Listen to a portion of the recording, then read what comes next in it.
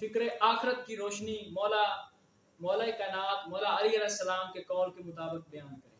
फिक्र आखरत की रोशनी में मौला कायनात के कुछ अक़वाल बयान करें।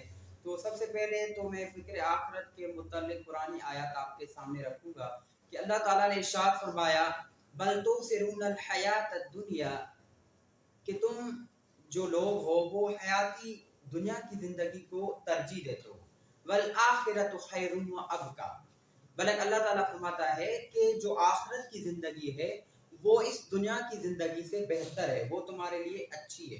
अब देखिए, हम ज़िंदगी की रोज़मर्रा के ज़िंदगी गुजारने के तरीके और उनके जो आप हमारे ज़िंदगी में मसाइल चलते हैं, तो हम ज़्यादातर दुनिया को तरजीह देते हैं, आखिरत को तरजीह नहीं देते, क्योंकि ये कानून अल्लाह ताला ने पहले से फरमा दिया कि ये जो लोग हैं, बल तुसिरूनल हयातद दुनिया, बल्कि तुम तो लोग वो हो जो दुनिया की हयाती को तरजीह देते हो।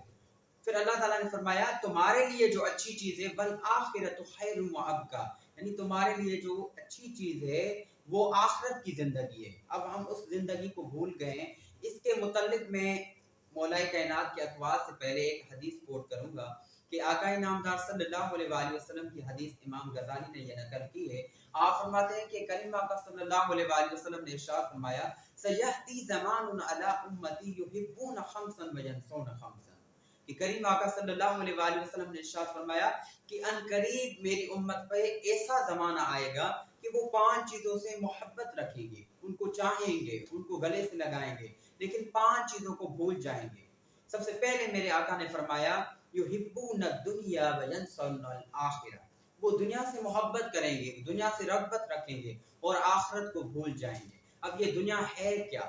मेरे करीम आका सल्लल्लाहु अलैहि वसल्लम ने फिर दूसरी हदीस में फरमाया, अद-दुनिया सिज्नुल मोमिन व जन्नतुल काफिर, यानी ये जो दुनिया है ये मोमिन के लिए कैद खाना है और काफिर के लिए ये बाग है, क्योंकि काफिर का जन्नत में कोई ताल्लुक नहीं है, आखिरत में उसका कोई हिस्सा नहीं है। इसीलिए अल्लाह ताला ने उसको ये नेमत दुनिया में ही दे दी, चाहे वो कुफ्र करता है, लेकिन ये अल्लाह ताला की रहमत है जो अल्लाह ताला ने उसको दुनिया में ये रहमत और नेमत अता कर दी।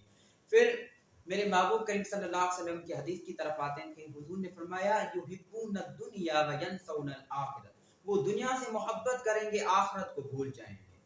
तो आज देखें, हम आखिरत को भूल गए। फिर आका ने दूसरी बात फरमाई कि युहिब्बूनल माल व यनसौनल हिसाब, वो माल से मोहब्बत करेंगे, दौलत से मोहब्बत करेंगे, लेकिन उनके हिसाब को भूल जाएंगे। तीसरा हुजूर ने फरमाया, व युहिब्बूनल खल्क़ व यनसौनल खालिक़, यानी वो मखलूक से मोहब्बत रखेंगे, मखलूक को चाहेंगे, लेकिन अपने हकीकी परवरदिगार, अपने हकीकी मालिक को भूल जाएंगे। चौथा करीम आका सल्लल्लाहु अलैहि वसल्लम ने इरशाद फरमाया, युहिब्बूनल ज़ुनूब व यनसौनत तौबत, यानी वो गुनाह के साथ रग़बत रखेंगे, मोहब्बत रखेंगे, लेकिन तौबा को भूल जाएंगे। और पांचवा मेरे करीम आका ने फरमाया, युहिब्बूनल कुसूर व यनसौनल मक़बर, वो बंगला से उसके बनाने में तरजीह देंगे, उससे मोहब्बत रखेंगे, लेकिन कब्रिस्तान को भूल जाएंगे।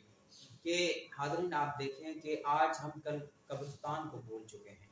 आज हम कब्रिस्तान में जाते हैं, हमें ये महसूस तक नहीं होता कि ये कब्रिस्तान है। हम इस ज़िंदगी को भूल चुके हैं कि ये आखिरत वाली ज़िंदगी भी है। तो आका करीम सल्लल्लाहु अलैहि वसल्लम की हदीस से पता चला कि वो जो हुजूर ने फरमाया, सयअती ज़मानुन अला उम्मती, कि मेरी उम्मत पे ऐसा ज़माना आएगा अनकरीब। हुजूर ने सयअती, अरबी में सीन जो सौफ होता है वो फ़ेल मुज़ारे पे दाखिल होकर करीब का माना देता है। हुजूर ने फरमाया अनकरीब मेरी उम्मत पे, यानी आप देखें कि ये ज़माना चल रहा है। तो अल्लाह ताला हमें इस ज़माने से एहतियात और बचने की तौफीक अता फरमाए। अभी हम आते हैं मौलाए कायनात के अक़वाल की तरफ। एक दफ़ा मौलाए कायनात तशरीफ़ फरमा थे कि एक शख्स आपकी बारगाह में आया और उसने अर्ज़ किया कि या अली, मेरे 4 मुख्तसर सवाल हैं और मुख्तसर उनके जवाब अता फरमाएं।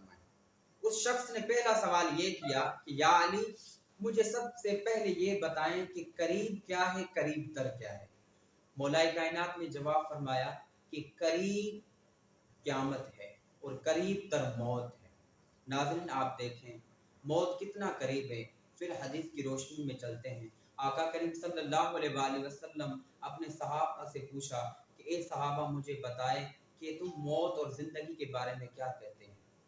एक सहाबी ने कहा, या रसूलुल्लाह, میں نے صبح کی نماز پڑھی ہے، ہو سکتا ہے مجھے معلوم نہیں کہ میں ظہر کی نماز پڑھ سکوں گا یا نہ سکوں گا۔ آقا کریم نے فرمایا کہ یہ صحابی لمبی امید ہے۔ اب آپ اندازہ کیجئے کہ ظہر اور فجر کے ٹائم میں کتنا مفاصلہ ہوتا ہے، صرف 5 گھنٹے 7 گھنٹے کا مفاصلہ ہوتا ہے۔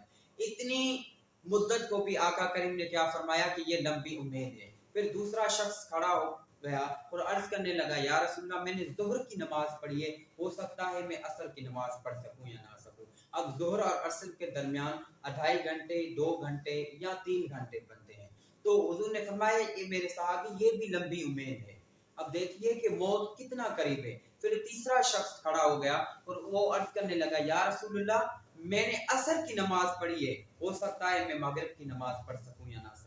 میرے کریم آقا صلی اللہ علیہ وسلم نے فرمایا کہ صحابی یہ بھی لمبی امید ہے۔ اب آپ اندازہ کیجئے کہ عصر اور مغرب کے درمیان میں صرف 1 گھنٹے یا 1.5 گھنٹے کا مفاصلہ ہوتا ہے، تو ناظرین حضور نے فرمایا یہ بھی لمبی امید ہے۔ پھر ایک دوسرا صحابی اٹھا، اس نے کہا یا رسول اللہ میں نے مغرب کی 1 رکعت پڑھی ہے، ہو سکتا ہے میں دوسری رکعت پڑھ سکوں گا یا نہ سکوں گا کہ اس میں مجھے موت آ جائے۔ آپ نے فرمایا صحابہ یہ بھی لمبی امید ہے، میں تو موت کو اس طرح قریب تر سمجھتا ہوں کہ میں نے ایک طرف سلام پھیرا ہے دوسری طرف سلام پھیر سکوں گا یا نہ سکوں گا۔ تو ناظرین مولا کائنات نے فرمایا جو قریب تر ہے وہ کیا ہے، وہ موت ہے، اور جو قریب ہے وہ قریب کیا ہے، قیامت ہے۔ پھر اس شخص نے دوسرا سوال کیا کہ یا علی مجھے بتائیں کہ عجیب کیا ہے، عجیب تر کیا ہے؟ مولا کائنات نے جواب دیا عجیب دنیا ہے، اور عجیب تر دنیا کی رغبت ہے، دنیا کی محبت ہے۔ اب یہ دنیا کیا ہے، اس دنیا میں کس طرح زندگی گزاریں؟ میرے کریم آقا صلی اللہ علیہ وآلہ وسلم نے ایک مقام پہ اپنے ایک صحابی کو فرمایا کہ کن فی الدنیا کأنک غریب او عابر سبیل ہی، اے میرے غلام تم دنیا میں زندگی اس طرح بسر کرو کہ جس طرح کوئی مسافر ہوتا ہے۔